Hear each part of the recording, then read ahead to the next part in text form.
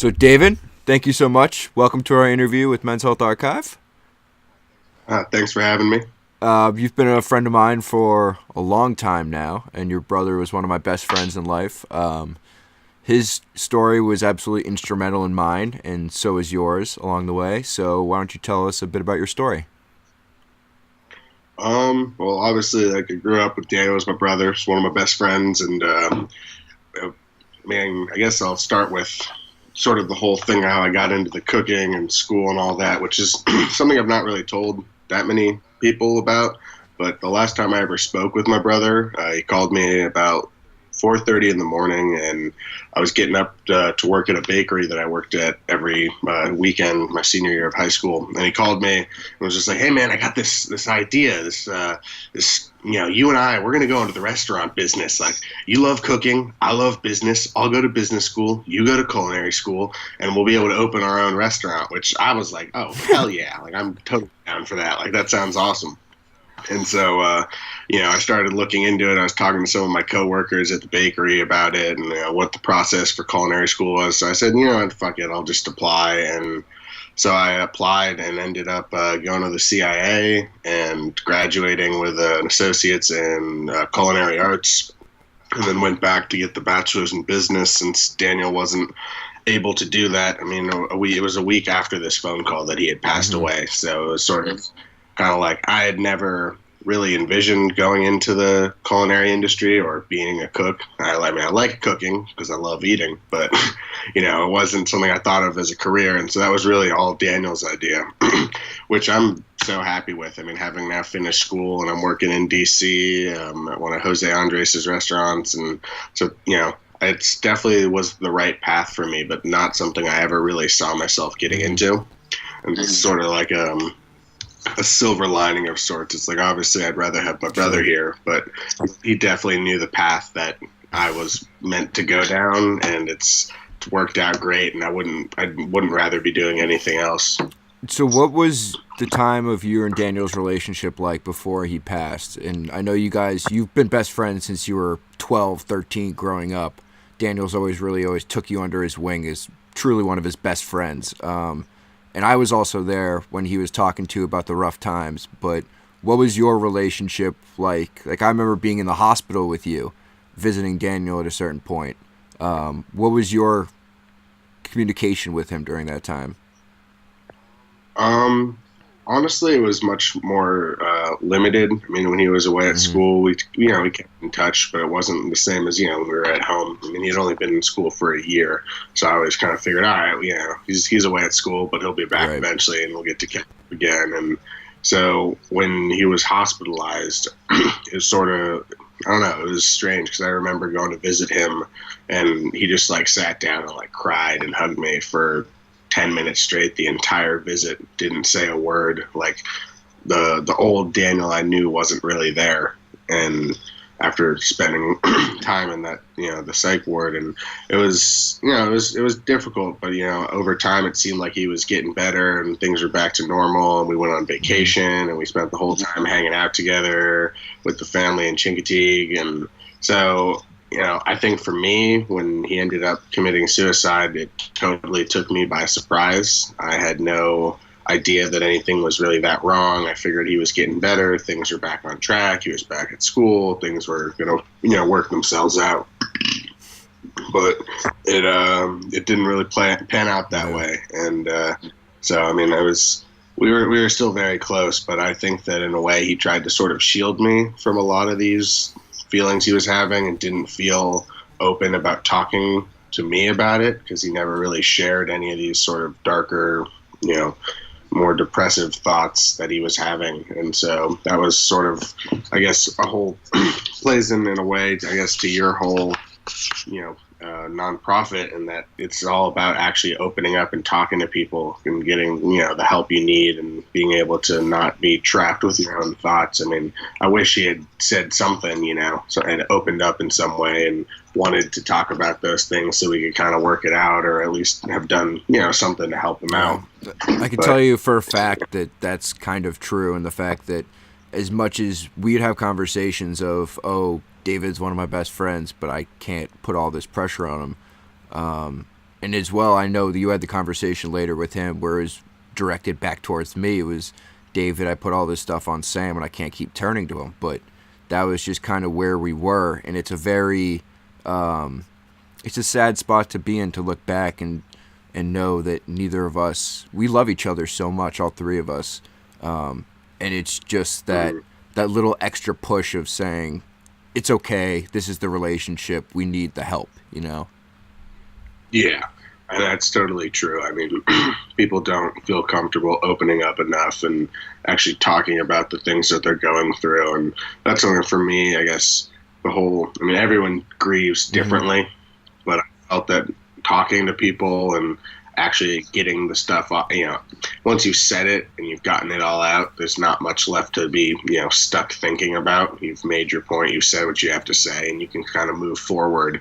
And that really helped me a lot, having good friends that I could actually confide in. And, for me, it was easier as I had a whole network of people to reach out to and were able to, help me get through losing my brother. But not everyone really has those same opportunities and doesn't really get the opportunity to actually have people to talk to and reach out. I want to commend you, though, because during that time, you were also a friend first to so many people that were looking for help and so upset about your brother's loss, and you were there with open arms saying, hey buddy, we're going to get through this, you're still my friend, let's still talk about this.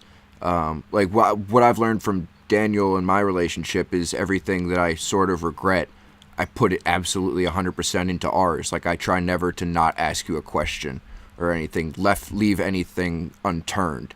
But you did such an incredible job of reaching out to others and not necessarily not going through your own grief, because I know that you did in your own time, but at the very first instance you were incredibly just supportive, and it really blew my mind. How do you feel that, I know you had a lot of friends who were around to support you, but how do you think that your support for them has returned the favor in time?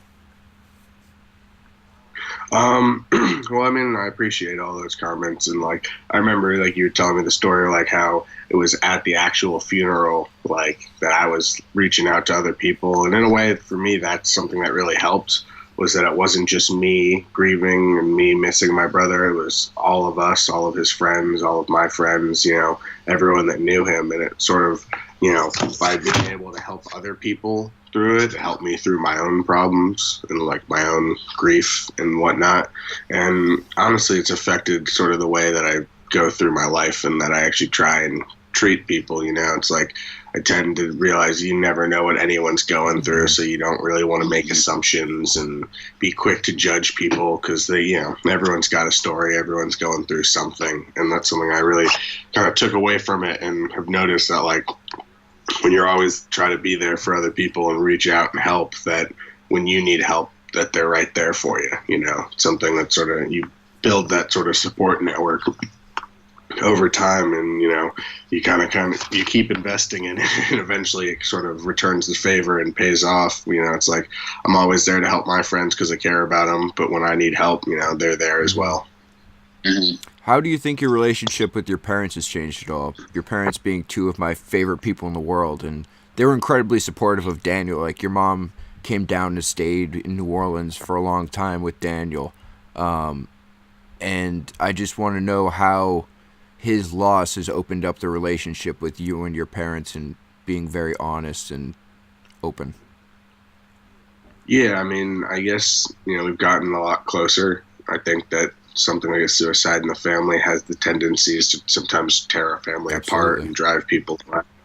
But that was something I kind of said from the beginning. I was they'd be arguing about something, and I was no, we're not doing that. We're that's what's supposed to happen, but we're not going to let that happen. And we've gotten much closer and more open about everything. It's just, it's feeling free to be able to just discuss how you're feeling, or, I think my parents have been very supportive of me, and that, they really backed me behind whatever I decided to do, whether it was suddenly being I'll be a chef. And I was I'm going to go to business school. And I was just I got working on waiting on that visa to potentially move off to Australia. And it's just they're fully supportive behind everything.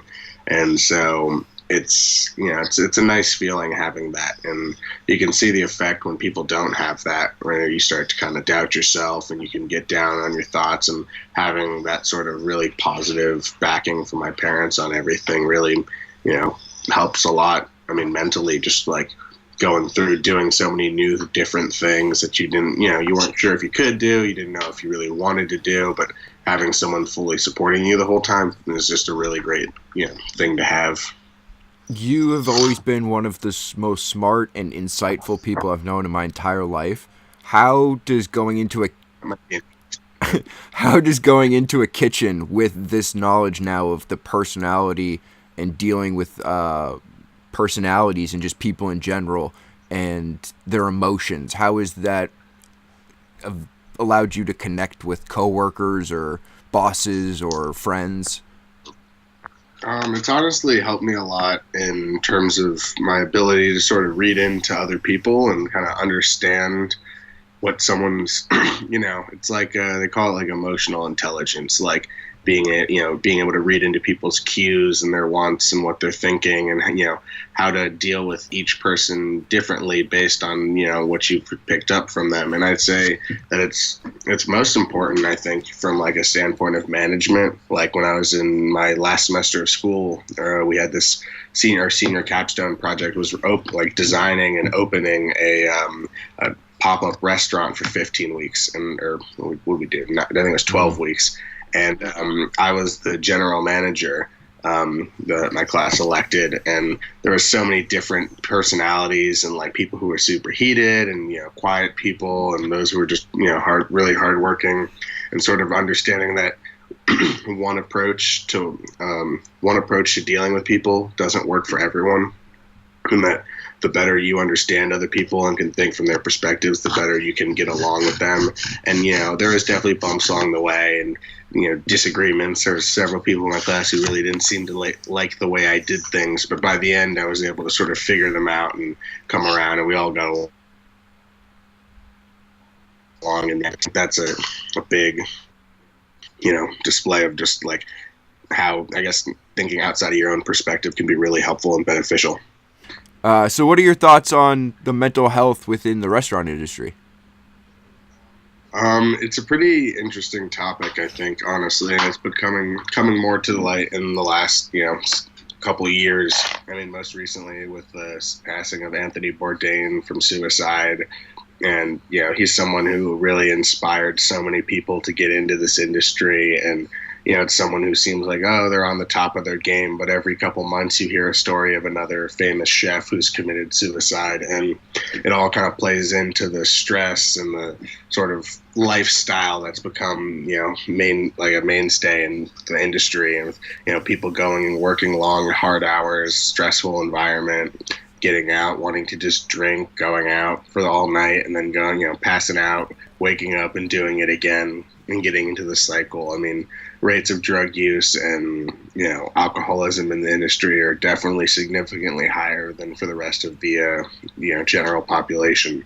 So it's sort of an interesting topic which has gotten more attention recently, but there's not, many people are sort of stuck in their ways about how a kitchen should be run, that it has to be this sort of hostile, environment with lots of, swearing and yelling, throwing pans around, just kind of a ruthless sort of place. And it doesn't have to be that way. And part of that comes back into what I was saying about management before, and not just sort of being the dictator, but also being able to work with your people and bring out the best in each of them, whether that takes different methods or, it's more effort. It's more, that you have to do on your part as a manager, but it really is important, I think. And part of the huge problem with restaurants is burnout, and people they go and they work in this environment, they can only do it for so long, and then they go off and do something else because they just have to get out of there. And there's some studies that have been done that we went over in school about different famous chefs. Like one of my favorite examples is of Eric Rupert, who's the head chef and owner of Le Bernardin. And they had an 80% annual turnover rate, and he said he ran his kitchen like a tyrant. He'd be screaming and yelling and smashing plates on the ground. Everyone was unhappy. He was unhappy. And then he sort of realized eventually that he was the problem, and that he changed his ways completely and started trying to be a much more encouraging and thoughtful leader as opposed to just a tyrant in the kitchen. And his turnover rate's down to under 20% annually now, which, and as far as costs go, it saves him a ton of money. It saves him a lot of effort, and it just makes a much better restaurant overall. And so that comes out of understanding that, the way that the industry has been going it works, but it works at the cost of the mental health of a lot of the people who, make up that industry. So there definitely needs to be more change and more conversation about it. But having, recently started working again, I've been working down in DC at the America Eats Tavern, which is José Andrés' new barbecue, Southern American style cuisine.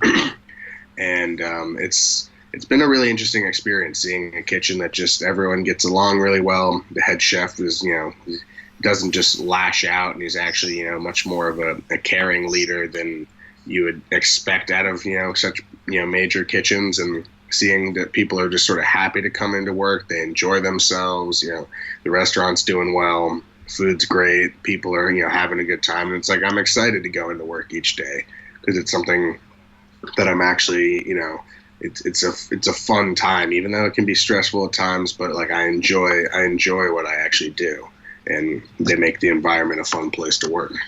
So there's definitely ways of, improving the current, I guess, climate of kitchens, and a lot of that's been starting to happen, but it's not, happening as quickly as it needs to, and there's definitely people getting hurt in the process, and that's needs to change. As a future restaurant owner, hopefully yourself, do you have any ideas or practices that you would want to implement to help your workers? Yeah, I think it would definitely stem from, the management and training them, and how, social and, social behavioral psychology and stuff of that nature that would sort of help them better understand how to really work with people, how people's brains work, how they tick, what makes them feel good, what makes them hate their job, what are the little things that you can do that just make a enormous difference, and sort of focusing on that from a training perspective, that they're able to get their jobs done efficiently while also treating the workers better. And I think a higher standard of living in terms of rate of pay also helps. Mm-hmm. When you're busting your ass off, getting working in a terrible environment and also getting pretty subpar pay, it's it's an even worse situation. So I think trying to find a way to make the finances balanced, that you can actually provide benefits and things. Like the current job I have is the first place I've seen that offers you paid time off for a kitchen position, which just is unheard of. And over time, you actually accumulate like a month a year of paid time off, which is just having those breaks as opposed to working 5-6 days a week for 10 hours, busting your ass in the kitchen, definitely can be very helpful to kind of get that time off to sort of have a mental health day if you need Your hours that you've always worked have always astounded me as well, whether it was at the bakery going in at sometimes 4 a.m. How do you think that the industry and sleep in particular has affected your mental health? I think you're left with like a choice oftentimes, which is, do I want to go out and live my life and do things, or do I want to get enough sleep? Because like say my given day, I'll leave at 3 o'clock. I start work at 4. I'll be there until usually 12:30 or 1. Now, if I want to get, I get home 1:30, and if I'm, going to get 8 hours of sleep, that means I'm sleeping until, 9:30, 10. And that's like if I get to bed by 2 o'clock. If I get 8 hours of sleep, 10 in the morning, and then it's like, all right, I got 5 or 6, I have like 5 hours to go and try and make something of my day. And if you go out all night, if you go out partying, and then you get home at 4 in the morning, you don't wake up until the afternoon. You're like, shit, I got 2 hours until work, and you get into that sort of cycle. So the hours are long, the hours are grueling, and I don't think that's going to change. That's not necessarily the problem. But making those hours less stressful and like kind of working on the fact that everyone's just sort of driven to go out and drink and, try and sort of drown out the work for a little bit. And it's just it's definitely not, it's not a healthy environment. It's not healthy in terms of the sleep perspective. I mean, I've tried to make better. I'll get out of work and it's like, all right, I'll just go home and I'm actually going to get my sleep, because then when you start getting into, you're behind on your sleep, you're tired, the job makes you even more tired, and you can start to get pretty down on yourself pretty quickly. And I think sleep is a big factor. I mean, and with the weird hours, it's interesting because it sort of dictates your whole life. Like one of my friends from school is currently working the graveyard shift at a bakery from 10, he goes in at 9:30 p.m. and he works until 6 in the morning. And so your day is pretty much shot, because then you get home, you go to sleep, you wake up at like dinner time, and then you're like, all right, a couple hours till I have to go back to work. It's like no way to actually be a, to be able to, yeah, it's like having the struggle of just like, it's like, I don't think I can do this. Like, I don't have time to interact with the other members of society because I'm just on this like weird schedule. And so I think that's a huge component, is like this like amount of sleep you get definitely helps with mental health stuff. I mean, when you're tired, it's hard to feel good. I mean, it's easy to get frustrated. It's easy to get down on stuff. When you're well rested, you kind of have a higher tolerance for dealing with crap, Yeah. No, so from what you've been saying, I actually find a lot of similarities to what I do playing baseball. And you said mental health was a huge part of the chef industry, and that kind of shocked me at first. And then you started talking about it, I was like, oh yeah, like that's actually has a huge part of it.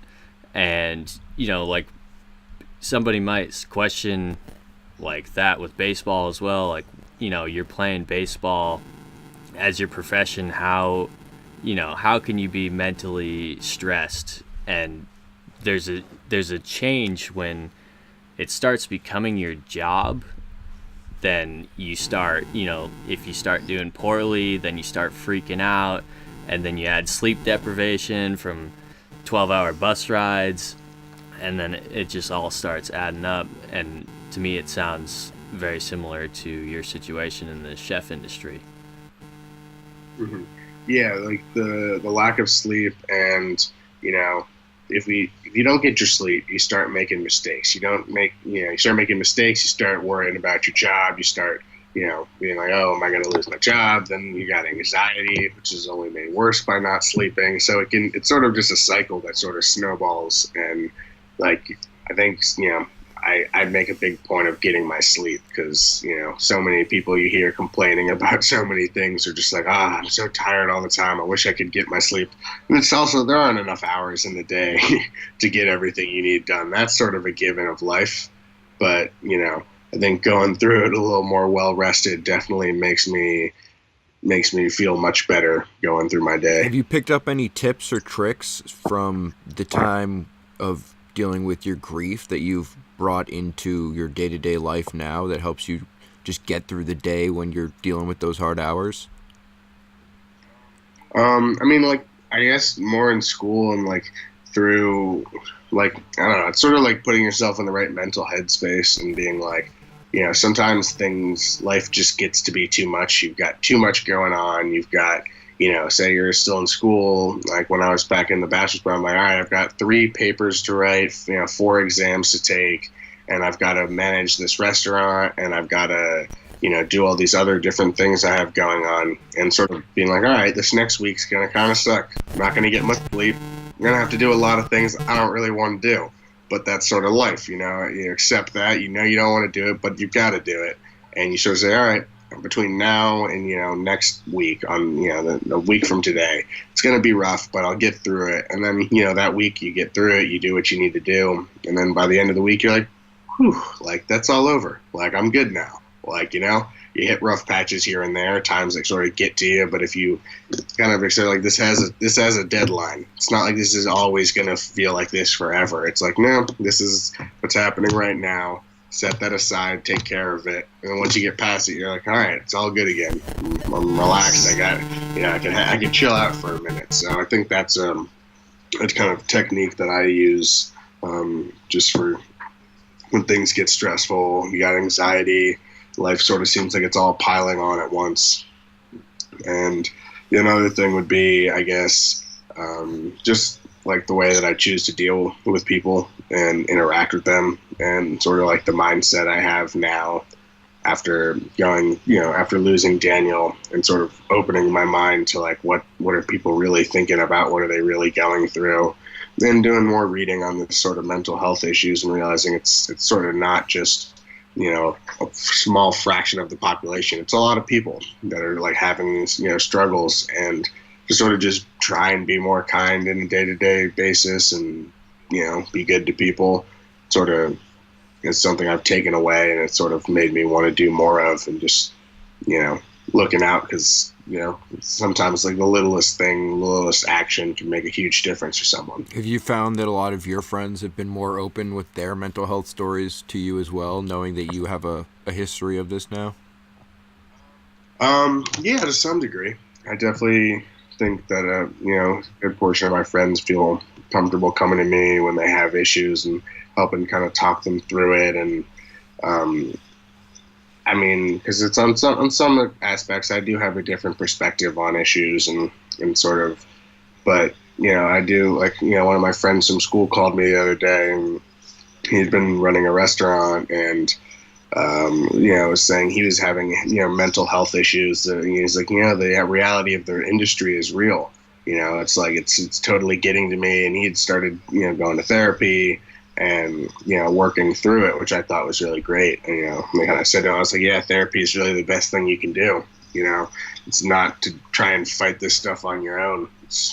It's possible, but it's definitely much harder, and clearly in some cases can be really catastrophic in the ending. And so I definitely do think people, though, have felt more comfortable kind of reaching out to me when they want to talk about something. And I appreciate that. I think it's nice that people feel, able to confide in you. Not to say that you've gained any comfort in the subject, but do you feel a new sense of confidence in asking people and reaching out to see if they are okay, if they're not directly being truthful to you and how they're feeling?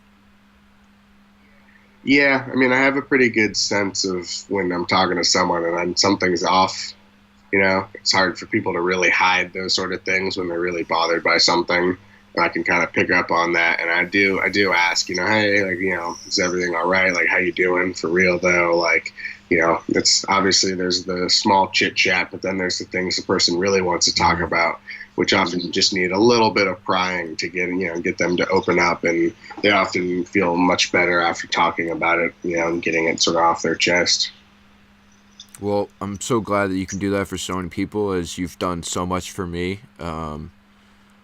I love you, buddy. Thank you so much for sitting down and talking with us. Good to be on the show. Good to talk to you guys. Yeah, thank you for coming on.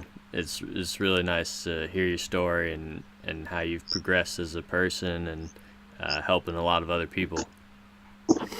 Well, thank you. Appreciate that. Yeah, it's a good thing you guys got going on here with this organization. I was pretty happy to see that for Daniel's birthday, we had a fundraiser and raised almost $4,500 for your organization. So that was great to see. Just more proof your mother is a legend. Yeah.